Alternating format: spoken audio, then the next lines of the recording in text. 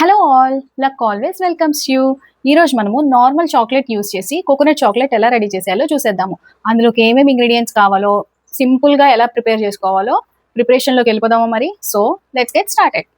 So ఇందులోకి మనకు కావాల్సిన ఇంగ్రీడియంట్స్ వచ్చి chocolate, normal chocolate and milk made. నేను మిల్కీ మిస్ట్ వాళ్ళది కండెన్స్డ్ మిల్క్ తీసుకున్నాను. సో అది కొంచెంగా షుగర్, ఎక్కువ అవసరం లేదు. ఇది డెసికేటెడ్ కోకోనట్ పౌడర్ అని మార్కెట్లో మనకి ఈజీగా దొరుకుతుందండి. లేదంటే ఎండు కొబ్బరి పొడి అయినా కూడా మనం యూజ్ చేసుకోవచ్చు. సో ఈ 4 ఇంగ్రీడియంట్స్ యూజ్ చేసి మనము చాక్లెట్ ఎలా ప్రిపేర్ చేసుకోవాలో చూసేద్దాం. సో ముందుగా మనము ఈ చాక్లెట్ ని చిన్న చిన్న పీసెస్ లా కట్ చేసుకుందాము.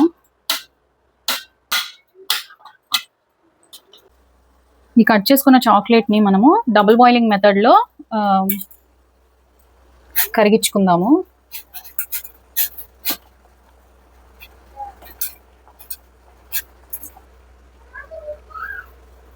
మనము ఈ చాక్లెట్ ని కొంతమంది డైరెక్ట్ గా కవర్ తోనే ఎట్లా బాయిలింగ్ వాటర్ లో వేసేసి హీట్ చేస్తూ ఉంటారు. ప్లాస్టిక్ కవర్ లో హీట్ చేయడం అనేది నాకు తెలిసి అంత మంచి విషయం కాదు. సో నేను అందుకనే ఇట్లా విడిగా స్టీల్ బౌల్లోకి తీసుకొని హీట్ చేసుకుంటున్నాను అనమాట.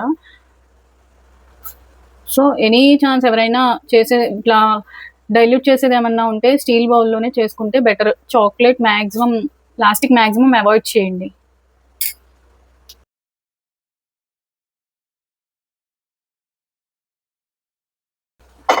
నుండి ఈ విధంగా అయ్యేలాగా మెల్ట్ చేసుకుందాము.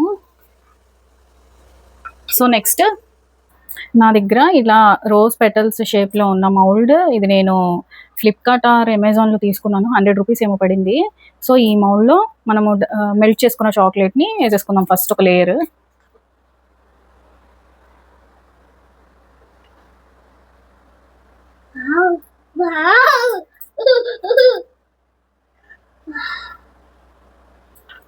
దీన్ని ఫస్ట్ ఒక లేయర్ వేసి ఇట్లా ట్యాప్ చేసుకుందాము. ట్యాప్ చేసుకొని దీన్ని మనం ఫ్రీజర్లో పెట్టేద్దాం.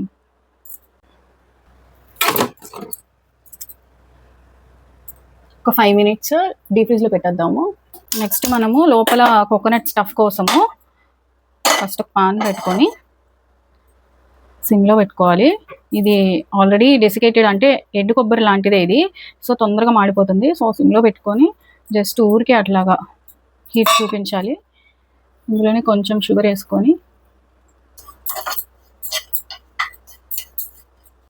సో జస్ట్ ఇలా లైట్గా కలర్ చేంజ్ అయ్యే వరకు మనం ఇట్లాగా చేసుకుందాము. సో ఇది కూల్ అయ్యే వరకు పక్కన పెట్టేద్దాం.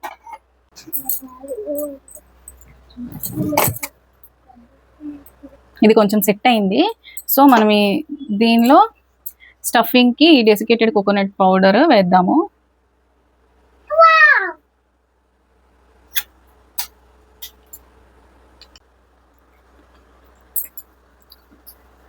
ఇట్లా మనము స్టఫ్ పెట్టేసుకున్నాం కదా.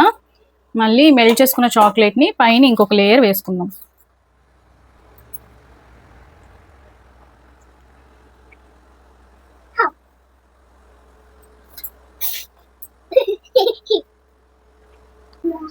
నెక్స్ట్ మనము మిల్క్ మేడ్ వేసేసుకుందాం పైన.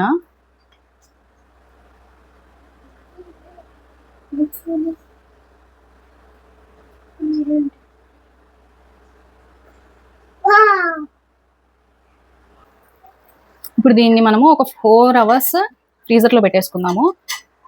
పెట్టేసుకున్నాక నెక్స్ట్ దీని ఫైనల్ లుక్ ఎట్లా వచ్చిందో చూసేద్దాం.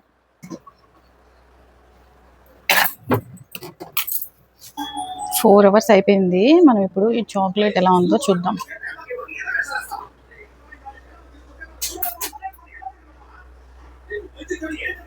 మీకు డీమోల్డ్ చేసి చూపిస్తాను ఇప్పుడు. సూపర్గా వచ్చినాయి చాక్లెట్స్ అయితే. దీన్ని ఇప్పుడు టేస్ట్ చేద్దాం. తీసుకో తనిష్క.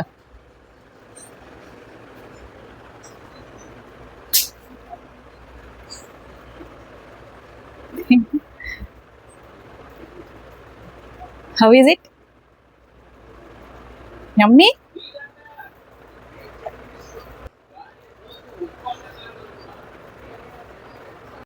1 minute లో మొత్తం ఖతం.